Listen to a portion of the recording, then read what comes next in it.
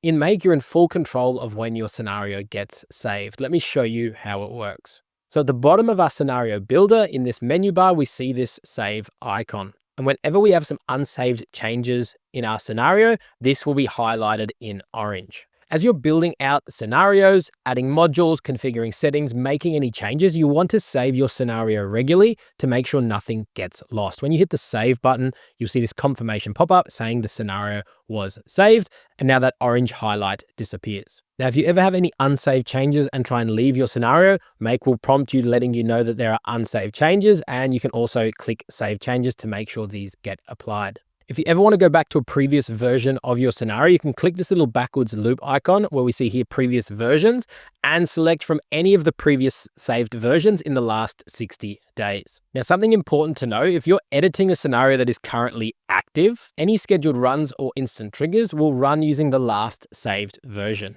So even if you're here making changes in the editor, those changes won't go live until you hit save.